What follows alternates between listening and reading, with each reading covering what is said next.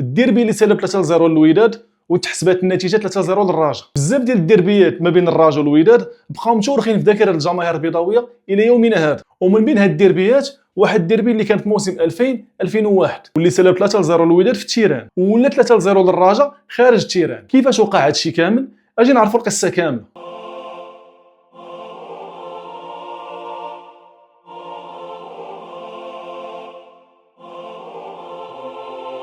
معكم احمد فارس على قناتكم فارس فوتبول. مشينا في الدوره 25 من موسم 2000-2001 من البطوله الوطنيه المغربيه. كان الديربي البيضاوي المعروف ما بين الرجاء والوداد. في هذه الحقبه الزمنيه كنا موالفين باللي الديربيات اغلبيه كيخرجوا بالتعادل، والناس ديال التسعينات وحتى قبل من التسعينات راه عاقلين مزيان على هادشي. ودائما ما كانت كدور ديك الاشاعه ديال الكومبين، يعني راه الفريقين متفقين باش يتعادلوا. حيت الماتشات اللي كانت كتربح فيهم شي وحده فيهم كانوا قلال بزاف، لدرجه حتى المعلق فاش غيسير الماتش غايقول بلي المقابله كتنتهي بالتعادل واخا هي مساليه 3-0.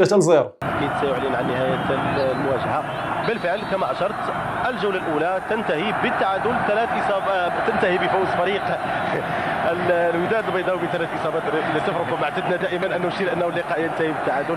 اذا 3 اصابات ل0 لصالح فريق الوداد البيضاوي. المهم سيدي بدا هذا الماتش وحنا كنا كنتسناو بلي غيسير تعادل بحال كيف ما موالفين ديما. غير هو راه واحد الحاجه، واخا كنا كنكونوا حاسين بلي الماتش غيسير بالتعادل كنا كنتفرجوا بحماس وبمتعه، حيت الاجواء ديال الديربي كانت خياليه واكثر من رائعه. في ديك الوقيته باقي ما كانوش الاحتفالات والتيفوات اللي ولاو من بعد، ولكن كانوا اجواء بزاف اللي كانوا كيتسناوهم بيضاوه كل 2 المرات في العام. والهضره كتبدا قبل الماتش بسيمانه، لحظه ثقافيه بامتياز كيف ما كنا كنقول. كازا كلها كتقسم لجوج الالوان، الخضر والاحمر، واي حي دزتي منه كتسمع غير الهضره على الديربي. ايوا سيدي هذا الماتش غيبدا بتشكيله خياليه من الوداد وتشكيله خياليه من الرجاء. الفراقي بجوج كانوا كيتوفروا على احسن لاعبين اللي دازوا في تاريخ الكره المغربيه. لاعب كاين السيك في الاخر، وانا متاكد من جماهير الرجاء وجماهير الوداد وعشاق النوستالجيا فاش غيسمعوا هاد السميات غيحسوا بالحنين لهاد الايام. تبوريشه. المهم سيدي الوداد دخلت بهشام العرج في حراسه المرمى، وفي الدفاع كان الحسن ابرامي ومحمد بن شريفه وعماد بن الشيخ ويوسف بن خوجه الله يرحمه. وفي الوسط كان خالد خامه وشمس الدين الجنابي وبوجمع قصاب.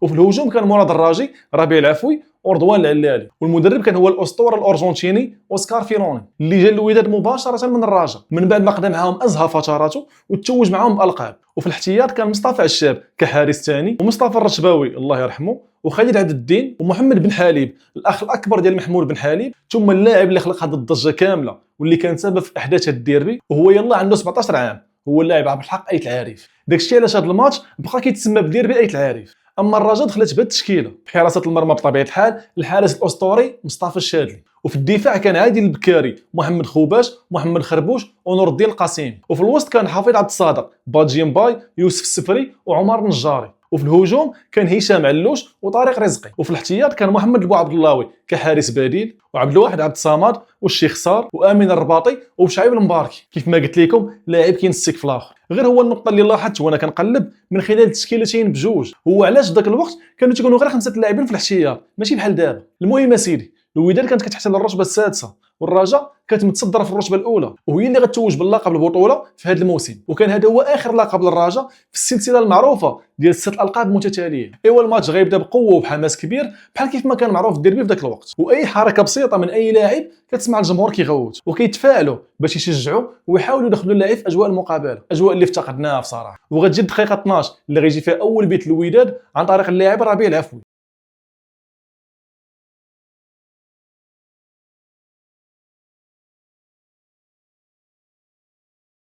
في ذاك الوقت الجماهير كلها سواء رجاويه او وداديه بقاو كيتسناو الهدف ديال التعادل من الرجاء، حيت كيف ما قلنا كان الديربي ديما كيسالي بالتعادل، وبالاخص ان الوداد هي اللي كانت كتسبق البيت على باش الرجاء كتعادل. وفاش غتوصل الدقيقه 16 جات اللحظه اللي غدير منعرج في هذا الماتش. غيوقع واحد الشنآن ما بين حافظ عبد الصادق ورضوان العلالي. الحكم الراحل سعيد بالقوله الله يرحمه شاف باللي حافظ عبد الصادق كيستاهل ورقه حمراء، وداك الشيء اللي كان. والرجاء غتكمل الماتش ب10 اللعابه، والصعوبه ان الماتش كان يلاه بادي ويلاه بدقيقه 16 زائد انهم خاسرين بواحد 0، وهذا الشيء اللي غيزيد يصعب الماتش على الرجاء ويخرجهم من الماتش. وفي الدقيقه 39 كوفر غيماركا المتخصص الودادي محمد بن شريف، وفي الدقيقه 43 الوداد غتماركي البيت الثالث عن طريق اللاعب مراد الراجي اللي غيضرب الكره في مدافع ديال بكاري والكره غتبدل الاتجاه ديالها وغتحسن النتيجه ديال الماتش في الشوط الاول ب 3-0. في الدوزيام ميطا الماتش بقى غادي بشكل عادي، ما كاين حتى شي جديد، وحتى غتبقى تقريبا 5 دقائق وسالي الماتش. غتجي اللحظه اللي قلبت الماتش كامل 180 درجه، اللحظه اللي غيدخل فيها عبد الحق ايت العارف كبديل. والغريب في الامر هو ان هذا الشونجمون غيكون في الدقيقه 90. ايت العارف غيشارك مع الوداد في هذا الماتش غير في الوقت بدل الضائع، يعني من سوء حظ الوداد كون غير ما دخلوش ايت العارف كانوا غيربحوا الماتش. وبهذه المشاركه اللي تعتبرات غير قانونيه للاعب ايت العارف الوداد غتخسر الماتش. ولكن علاش هذه المشاركه ما كانتش قانونيه؟ هادشي اللي غنعرفوه دابا. عبد الحق ايت العارف اسيدي ولد درب سلطان، وبحال اي واحد ولد درب سلطان ولا اي حي شعبي كيبدا كره القدم في الزنقه مع الدراري ولا الدرب. واحد النهار هو لاعب مع الدراري ولا دربهم في تيران المريبعه او الجليجه، كل واش يقول لي في درب سلطان. غيجيو واحد المنقبين على اللاعبين من مدينه القنيطره، وهو ديك الساعه يلاه عنده 14 عام، واختاروه باش يلعب معاهم في واحد البطوله اللي منظمه في مدينه قنيطره، ولكن ماشي في كره القدم الرسميه يعني 11 لاعب ضد 11، ولكن غير في كره القدم داخل الصاله الفوتسال. ومشى لعب معاهم في هذه البطوله وتكلاصاو هما الثانيين. من بعد قالوا لي غتشارك معنا في واحد البطوله اخرى في الطاليان. ايت العارف تفاجئ بهذا الخبر بحكم انه باقي صغير بحال ما تيقش، وفاش غير جا في حاله لكازا ايت العارف غيتفاجئ باللي هاد الناس صايبوا ليه الباسبور وقادوا ليه الاوراق وتكلفوا ليه بكل شيء، وغيمشي معاهم فعلا للطاليان وبالضبط لنابولي، وغيشارك مع فريق اجاكس قنيطره في هذه البطوله، وغيتوج بجائزه ثاني احسن لاعب في هذا التورنو. من ورا هذه البطوله ايت العارف غيزيد يامن براسو وغيثيق باللي ممكن يكون لاعب كبير، خصوصا من بعد هذا الاداء. وهذا الشيء بالضبط علاش غيمشي يدوز التيست في الوداد تحت اشراف اللاعب السابق والمؤطر حسن بن عبيشه، اللي غيختار ايت العارف باش يكون واحد من لاعبي الوداد البيضاوي. ومن بعد الاداء ديالو في التيست غيبدا مع فريق الوداد البيضاوي وبالضبط في فئه كاديب بي، ومن بعد مده قصيره غيطلع الجونيور ا وغيفوز معاهم بلقب البطوله، ومن بعد عام واحد فقط غيطلع الفريق الكبار اللي تنقولوا ليه حنا السنيور. ايت العارف بدا كيلعب مع فريق الوداد البيضاوي ولعب ضد الجيش الملكي والنادي المكناسي والفتح الرباطي، ولكن حتى الماتش ضد الدراجه عاد غيبان ان ايت العارف عنده راليسونس مع فريق نجم الشباب ومع فريق الوداد البيضاوي، الحاجه اللي ممنوعه وما يمكنش يكون وراقيك في جوج فراقي. وهذا الشيء بالضبط علاش تعتبرات الوداد خاسره في الديربي. ولكن كيفاش ايت العارف كان عنده ليسونس فريق نجم الشباب؟ القصه هي انه نازل قنيطره فاش بغاو يديو معاهم ايت العارف للطاليان هما اللي تكلفوا ليه بالوراق وبكل شيء. ايت العارف كان عنده بالو غيصيبوا ليه غير الباسبور وصافي، ولكن هذا الباسبور تصيب عن طريق فريق نجم الشباب باش يبان انه لاعب رسمي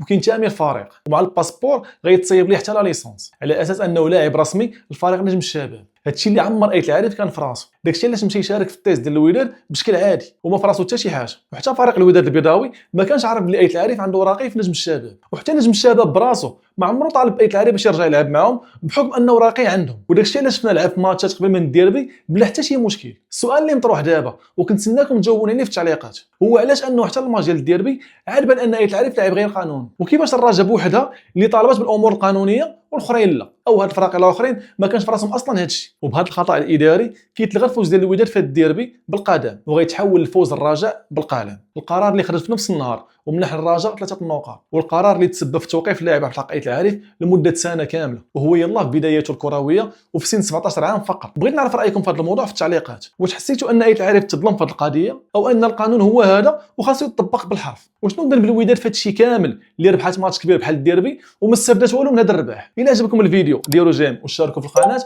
ونتلاقاو في فيديو جديد ان شاء الله.